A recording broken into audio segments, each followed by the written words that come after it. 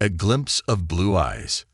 The Arizona sun was unforgiving, casting sharp shadows over the cracked desert road.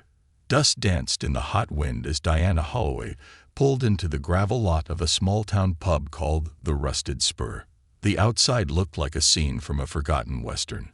Wooden porch, crooked neon sign, and the hum of distant country music. She sat behind the wheel of her faded silver rental, engine idling as she stared through the windshield, heart pounding harder with every breath. She hadn't planned to stop here. In fact, she hadn't even meant to pass through the town of Gila Rock. But when she'd taken a wrong turn off the highway, her GPS had stubbornly refused to recalibrate. It had been 8 years since Diana's world fell apart, 8 years since her 17-year-old daughter, Avery, vanished without a trace during a cross-country road trip. One minute she was filling up at a gas station in Nevada. The next, Avery had gone into the restroom and never came out. No screams, no signs of a struggle, no witnesses, just gone. Diana had spoken to police in 4 states, hired private investigators, posted flyers until her fingers bled. She had sold her house, emptied her savings, and eventually quit her job to devote every waking second to finding her daughter. People called her obsessed. Some even whispered she should let go. But how could a mother let go of her child? She couldn't. Now, 8 years later, something about this town stirred a quiet urgency in her bones. She killed the engine and stepped out into the heat, the scent of baked earth and motor oil filling her nose. Motorcycles were lined up outside the bar, sleek machines with black leather seats and gleaming chrome. Bikers. Big ones. Tattooed. Loud. But Diana didn't care. She pulled a photo from her purse, a carefully aged composite sketch of what Avery might look like now, at 25.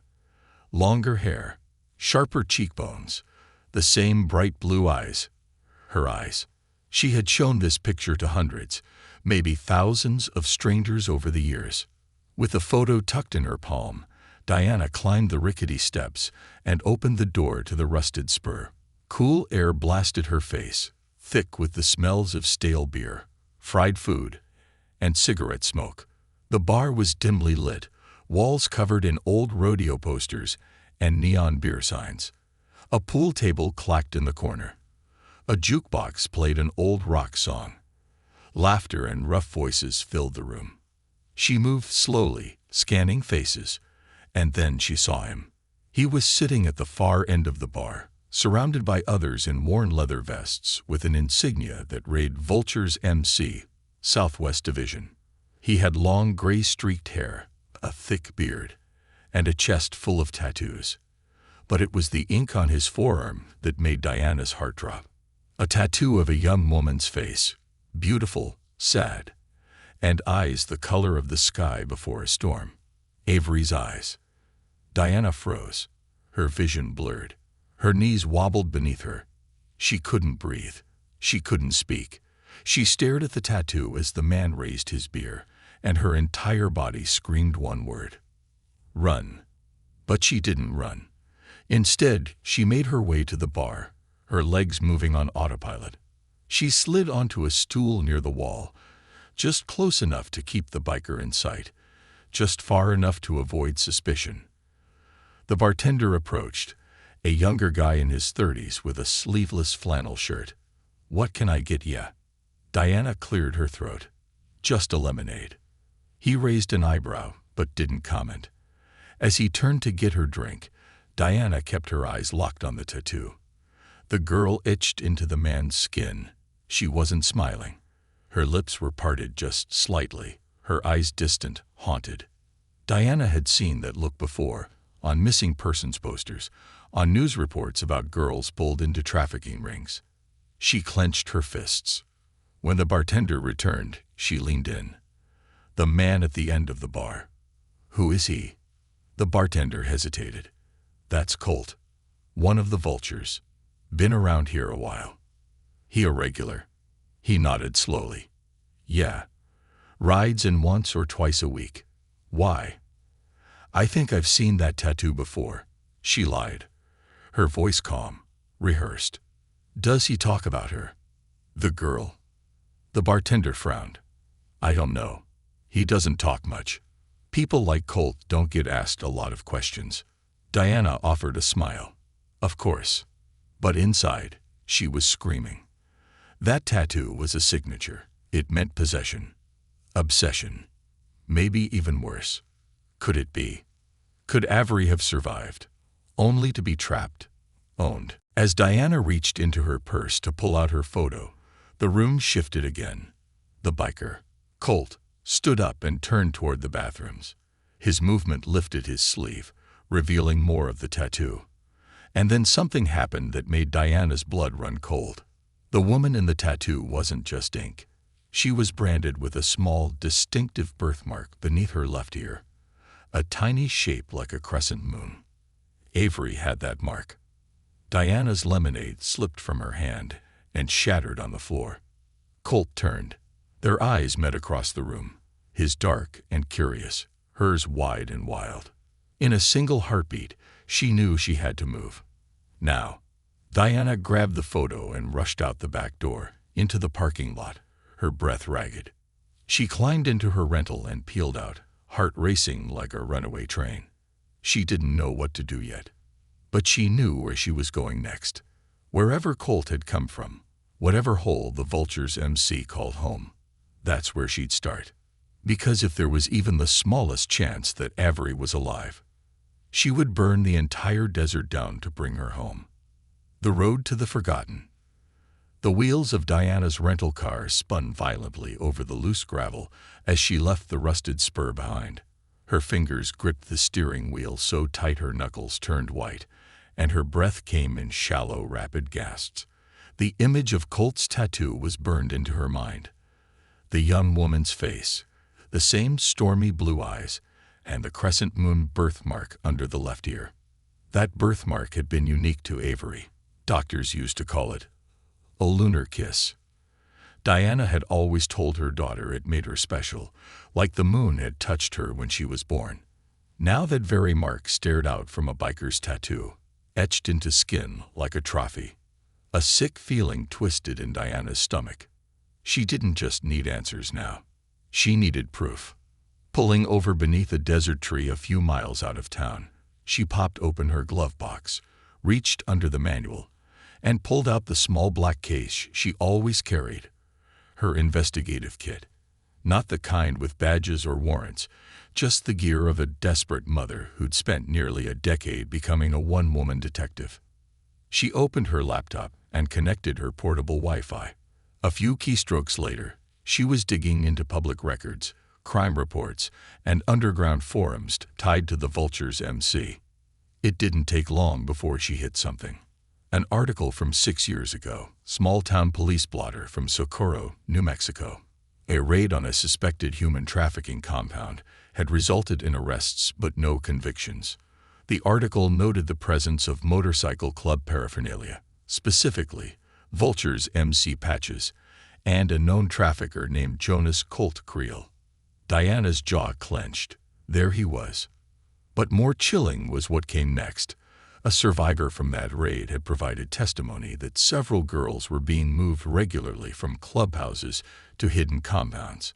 The case had fallen apart when the survivor vanished before trial. Diana leaned back, bile rising in her throat. How many times had these men slipped through cracks? Her phone buzzed. It was a text from an unknown number, just 3 words. "You're asking questions." Her heart froze. The bartender. Someone in the bar must have recognized her digging too deep. She looked around at the barren land. Was she being followed?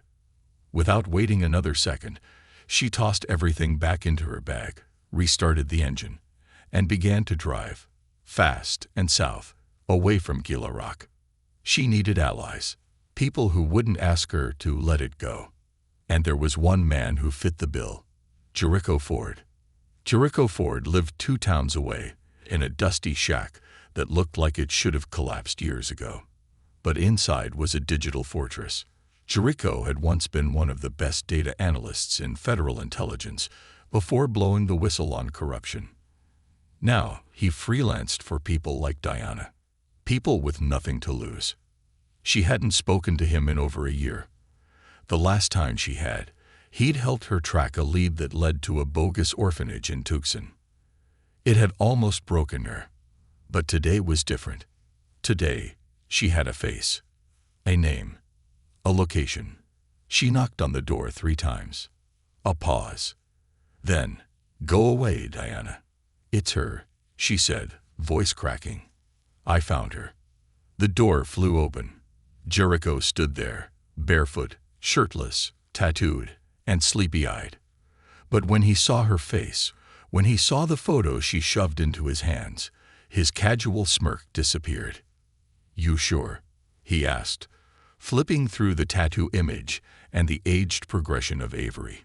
"Look at the mark behind the ear," Diana said. "That's not coincidence. He didn't just tattoo a girl's face. He tattooed my daughter." Jericho ran his fingers through his beard, then turned toward the darkened hallway. "You want coffee?" "No time. I need you to find out where the vultures take their girls, where Colt goes after Gila Rock. I need blueprints, routes, everything." He nodded once, already booting up 4 monitors and tapping keys. "Give me 30 minutes." 30 minutes became 2 hours. While he worked, Diana scrolled through old pictures of Avery on her phone.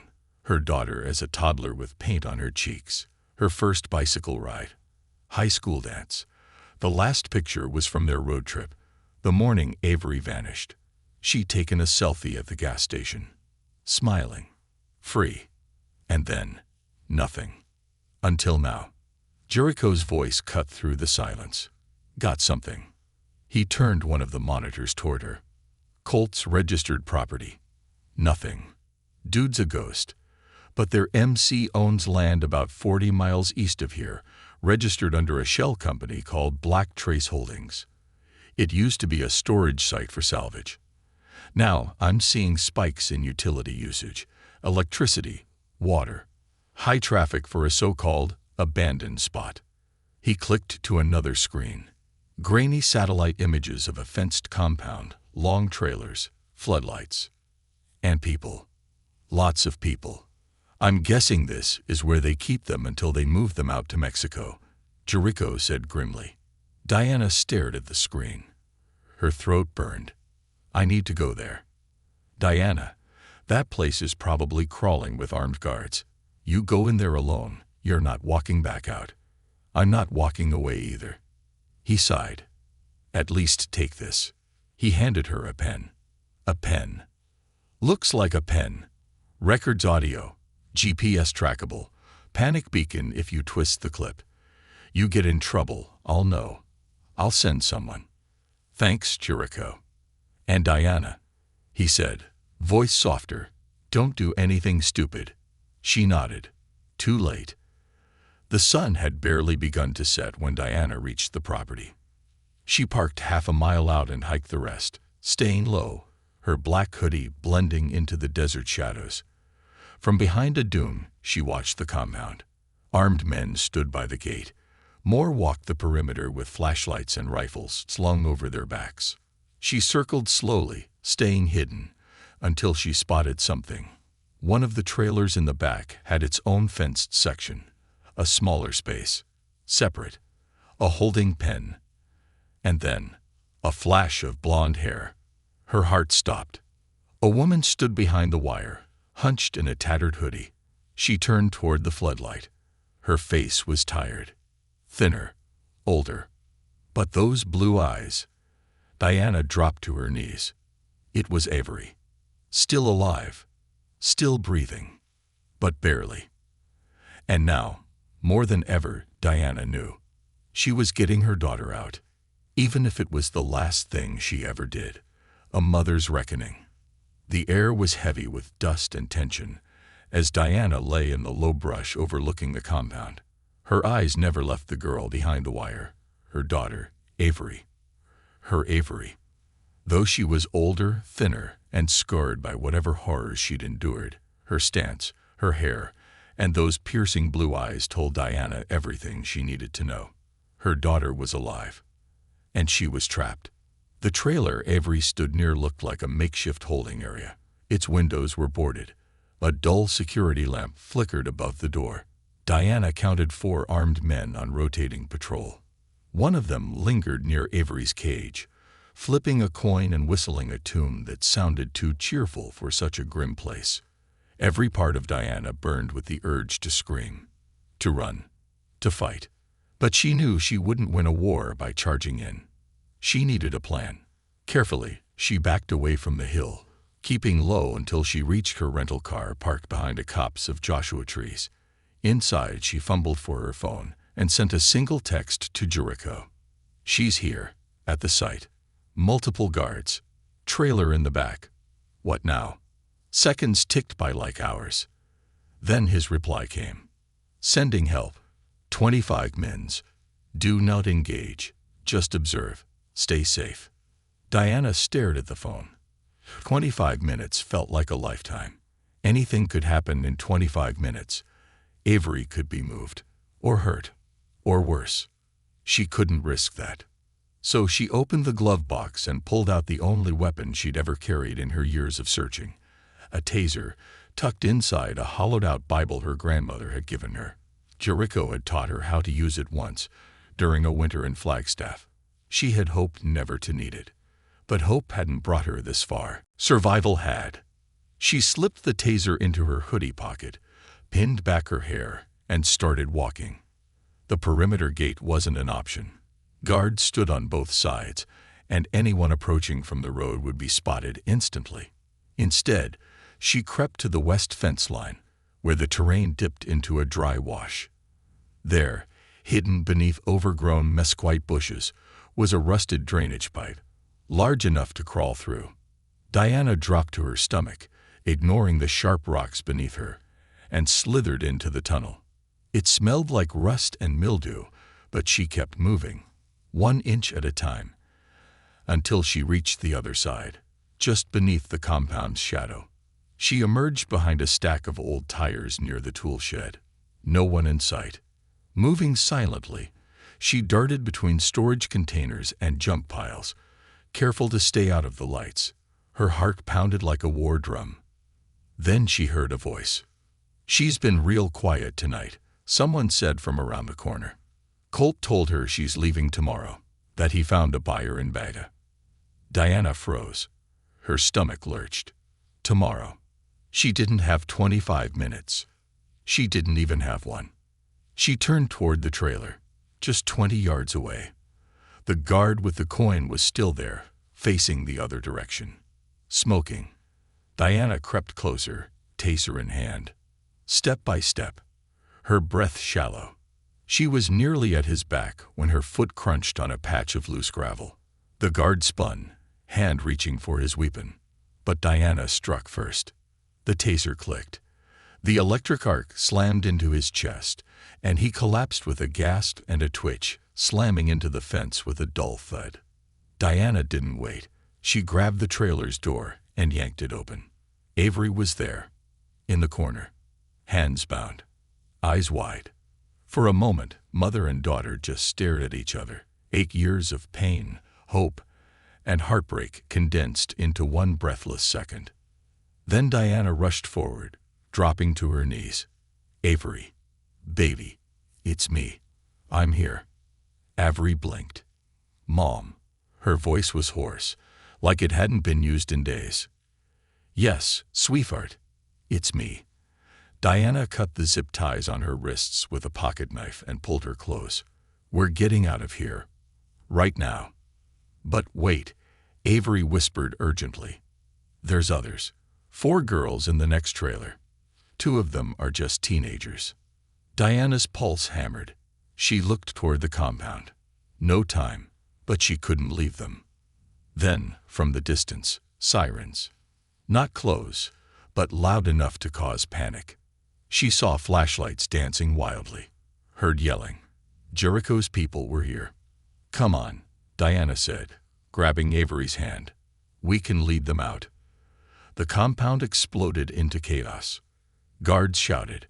Bikes roared to life. Floodlights cut across the yard like search beams. Diana and Avery sprinted from the trailer, ducking behind old vehicles and between stacks of junk. They'd reached the next trailer, where Avery pounded on the door. "Open up. It's safe. We're getting out." A terrified face peeked through the cracked door, then 3 more. Avery held out her hand. "Come on, please." The girls, some barefoot, others still in torn dresses, rushed out, clinging to each other. One of them clutched a stuffed bear. Then the back door to the main building burst open. Colt, gun in hand, fury in his eyes. "There you are," he growled. "I knew you were trouble when you walked into my bar, lady." He aimed straight at Diana. She shoved Avery aside and stepped in front of the girls. "You won't take her again." Colt's finger twitched on the trigger. Then, bang! He staggered back, blood blooming across his shoulder. Jericho stepped from the shadows, rifle steady. "I told you not to do anything stupid," he called out, then grinned. "Glad you didn't listen." Within minutes, the compound was overrun. Marked SUVs screeched into the lot. Armed agents stormed buildings. The girls were gathered and comforted. Medics treated wounds. Colt was arrested, cuffed, and dragged away cursing into the night. But Diana only saw one thing. Avery, wrapped in a blanket, surrounded by officers, safe. They sat together in the back of an ambulance, hands clasped, neither willing to let go. "Did you ever stop looking for me?" Avery whispered. "Never," Diana said, brushing hair from her daughter's cheek. "Not for a single day." Avery began to cry, not the panicked, fearful tears of a prisoner, but the sobs of someone finally free. Jericho approached the ambulance and handed Diana her bag. Inside was the photo, the one she'd carried for 8 years. She gave it to Avery. "That was me," Avery said softly, staring at it. "But I don't even know who I am anymore." "You're my daughter," Diana replied, hugging her tightly. "That's who you've always been." Epilogue. 9 months later. The house was small, nestled in the hills of Colorado, far from the deserts of Gila Rock. Birds chirped outside. Wind chimes danced gently on the porch. Inside, Avery was painting. Her fingers still trembled some days, but her therapist said it would pass. On the canvas were blues and golds, sunlight, hope. Diana stepped into the room holding 2 mugs of cocoa. "You okay?" Avery nodded. "Better. Still learning how to breathe again." Diana smiled. "Take all the time you need. We're not going anywhere." On the wall behind them was a framed photo, the one Diana had carried all those years. Next to it, a new one, Avery today, smiling, eyes no longer haunted. Underneath was a plaque that read, "She was never lost, just waiting to be found."